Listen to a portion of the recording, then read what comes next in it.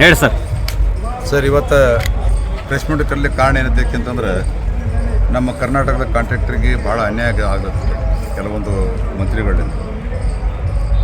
ಈಗ ನಗರಾಭಿವೃದ್ಧಿ ಸಚಿವರಾದ ಶ್ರೀಮಾನ ಸುರೇಶ್ ಬೈರೇತ್ ಸಾಹೇಬರು ಸೆಂಟ್ರಲ್ ಗೌರ್ಮೆಂಟ್ 1,000 ಕೋಟಿ ರೂಪಾಯಿ ಕೊಟ್ಟಿದ್ರೆ ಈ ಎಲ್ಲ 10 ಡಿಸ್ಟಿಕ್ ಏನದ ಕಾರ್ಪೊರೇಷನ್ದಾಗ ವರ್ಕ್ ಅಂತೇಳಿ ಗರೀಬರು ಓಣಿಗಳಿಗೆ ಯಾರೇ ಕೆಲಸ ಆಲದಲ್ಲಿ ಈ ಸ್ಟೇಟ್ ಗೌರ್ಮೆಂಟ್ ಎಲ್ಲಿ ಇಟ್ಟಿಲ್ಲ ಅಂತಲ್ಲಿ ಏನದ ನೀವು ಎಕ್ಸ್ಟೆನ್ಷನ್ ಏರಿಯಾದಾಗ ಕೆಲಸ ತೊಗೊಂಡು ಗರೀಬರು ಅನುಕೂಲ ಮಾಡಿರಿ ಅಂತೇಳಿ ಅವು ಆ್ಯಸ್ ಪರ್ ಆ್ಯಕ್ಷನ್ ಪ್ಲ್ಯಾನ್ ಪ್ರಕಾರ ಏನದ ಏನೋ ಒಂದೊಂದು ಓಣಿಗೆ ಒಂದೊಂದು ಗಲ್ಲಿಗೆ ಎಷ್ಟು 50 ಲಕ್ಷ ಆಗಲಿ 60 ಲಕ್ಷ 70 ಲಕ್ಷ ಆಗಲಿ ಆ ಥರ ಟೆಂಡರ್ ಕೆಲಸ ಕೊಡ್ರಿ ಟೆಂಡರ್ ಕರಿ ಅಂತೇಳಿ ಮಾಡ್ಯಾರ.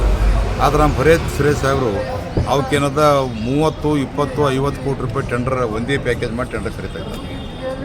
ಇದು ಭಾಳ ಅನ್ಯಾಯ ಆಗುತ್ತೆ. ಅದಕ್ಕೆ ನಾವು ಅವ್ರಿಗೆ ಲೆಟರ್ ಕಳಿಸಿದ್ವಿ, ಸರ್ ಇದು ಅನ್ಯಾಯ ಆಗ್ತದೆ ಅಂತೇಳಿ. ನಾನು ಲೆಟ್ರಿಗೆ ಮಾನ್ಯ ಮಾಡಲೇ ಬಿಟ್ಟರೆ ಹೋಯ್ತು. ಮುಂದೆ ಸಂತೋಷ್ ಲಾಡ್ ಸಾಹೇಬರಿಗೆ 1,200 ಕೋಟಿ ರೂಪಾಯಿ ಕೊಟ್ಟದ್ದು ಸೆಂಟ್ರಲ್ ಗೌರ್ಮೆಂಟ್. ಎದಕ್ಕೆ ಕೊಟ್ಟಿರೋದೈತೆ ಅಂತಂದ್ರೆ ಈ ಗರೀಬರು ಕಾರ್ಮಿಕರಲ್ಲಿ ಫ್ಯಾಕ್ಟ್ರಿಗಳ ಬಳಿ ಅಲ್ಲಿ ಇಲ್ಲಿ ಏನದ ಏನೋ ವಾಸ ಮಾಡ್ತಾರಲ್ಲ ಅಂಥ ಮಕ್ಕಳಿಗೆ ಎಜುಕೇಷನ್ ಇಲ್ಲ, ಸ್ಕೂಲ್ಗಳು ಸಮೀಪ ಇಲ್ಲ, ಫ್ಯಾಕ್ಟ್ರಿಗಳನ್ನೊಂದು ದೂರ ಇರ್ತಾವೆ, ಊರಿಗೆ ದೂರ ಆಗ್ತದೆ. ಅಂಥಲ್ಲಿ ಏನದ ಆ ಮಕ್ಕಳಿಗೆ ಏನದ ಒಂದು ಸ್ಕೂಲ, ಒಂದು ಹಾಸ್ಟೆಲ್ ಬಿಲ್ಡಿಂಗ, ಅವ್ರಿಗೆ ಸ್ವಚ್ಛವಾದಂಥ ಒಂದು ಕುಡಿಯೋ ನೀರಿನ ವ್ಯವಸ್ಥೆ, ಅವ್ರಿಗೆ ಆಟ ಆಡೋಕ್ಕೆ ಏನದ ಗ್ರೌಂಡ್, ಇದೆಲ್ಲ ಮಾಡ್ರಿ ಅಂತ 1,200 ಕೋಟಿ ರೂಪಾಯಿ ಕೊಟ್ಟರು. ಅದನ್ನು ಏನದ ಅವ್ರು ಏನದ ಯಾವ ಫ್ಯಾಕ್ಟ್ರಿ ಬಳಿ ಎಷ್ಟು ಇದು ದೊಡ್ಡ ಫ್ಯಾಕ್ಟ್ರಿ ಇದ್ರೆ ಹುಡುಗರು ಹೆಚ್ಚಿರುತ್ತೋ ಸ್ಕೂಲ್ಗೆ ಹೋಗ್ಬೇಕು, ಸಣ್ಣ ಫ್ಯಾಕ್ಟ್ರಿ ಇದ್ರೆ ಅಲ್ಲಿ ಒಂದೊಂದು ಸ್ಕೂಲ ಒಂದೊಂದು ನಡೀತದೆ. ಆ ಪ್ರಕಾರ ಇವ್ರು ಎಸ್ಟಿಮೇಟ್ ಮಾಡಬೇಕು. ಆ ಥರ ಮಾಡ್ಯಾರ, ಈಗ ಎಕ್ಸಾಂಪಲ್ ಅದೇ ಪ್ರಕಾರ ಮಾಡ್ಯಾರ. ಆದ್ರೆ ಅವರು ನಮ್ಮ ಸಂತೋಷ್ ಲಾಡ್ ಸಾಹೇಬರು 8 ಜಿಲ್ಲೆಗಳು ಕೂಡಿಸಿ 175 ಕೋಟಿ ರೂಪಾಯಿದು ಒಂದು ಟೆಂಡರ್ ಕರೆದಾರೆ.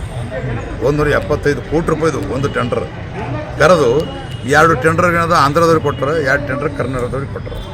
ಈಗ ಪ್ರಶಸ್ತಿಗೆ ಅವಾಗ ಇವೆಲ್ಲ ತಪ್ಪಂತೇಳಿ ನಮ್ಮ ಸಂಘದ ಅಧ್ಯಕ್ಷರಿಗೆ ನಾ ಹೇಳ್ದೆ, ಇದು ನೋಡಿ ತಪ್ಪದ ಮಂಜು, ಇದ್ರ ಬಗ್ಗೆ ನಾವು ಫೈಟ್ ಮಾಡೀವಿ, ಏನೋ ನಾವು ಸ್ಟ್ರೈಕ್ ಮಾಡೀವಿ ಅಂತೇಳಿ ಲೆಟರ್ ಕೊಟ್ಟೆವ್ರು. ನಾವು ಯಾರಿಗೆ ಮಂತ್ರಿಗಳಿಗೆ ಲೆಟ್ರ್ ಕೊಟ್ಟಾಗ ಅವ್ರು ಏನದ ಸ್ವಲ್ಪ ಒಂಜರ ಎಲ್ಲರೂ ಮಾಡ್ತಾರಂದ್ರೆ ಒಂಜರ ನಡಗಲಕತ್ತಿರೋರು.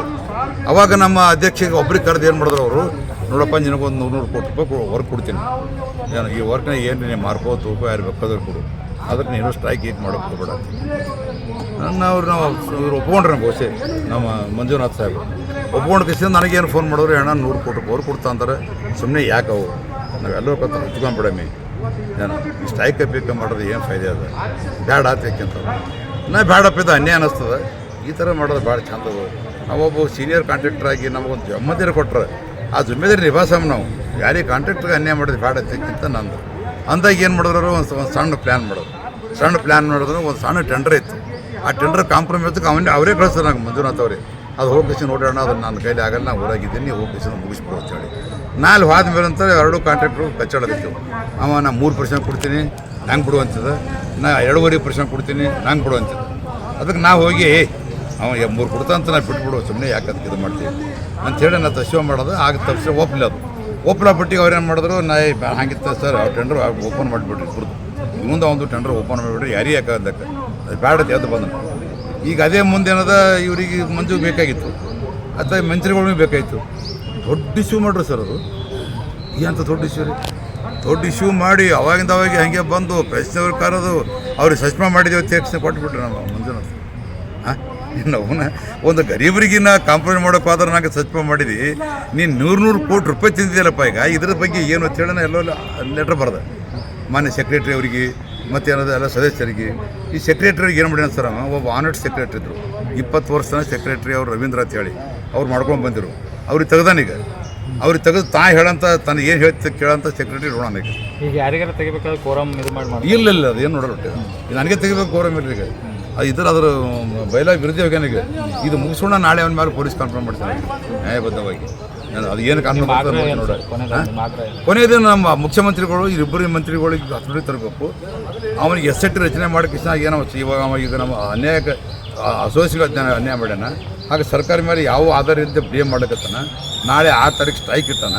ಅದಕ್ಕೆ ಸ್ಟ್ರೈಕ್ ಏನು ಕಾರಣಕ್ಕೆ ಮಾಡ್ತಾನೆ, ಏನಿಲ್ಲತ್ತೆ ಅನ್ನೋದ್ರ ಬಗ್ಗೆ ಅದು ಎಸ್ಸೆಟ್ ರಚನೆ ಮಾಡಿ ಅವನಿಗೆ ಕಾನೂನು ಇದು ತೋರಿಸ್ಬೇಕಂತ, ಕಾನೂನು ರುಚಿ ತೋರಿಸ್ಬೇಕು. ಈ ಬೇರೆ ರಾಜ್ಯಗಳಿಗೆ ಟೆಂಡರ್ ಕೊಡೋ ಕಾರಣ ಏನು? ಇದು ಮಾಡಿದ 2 ಸಲಕ್ಕೆ ಪಿ ಸಿ ವರ್ಕ್ ಮಾಡ್ರಿ ಯಾರು ಕೊಡ್ತಾರಪ್ಪಿ?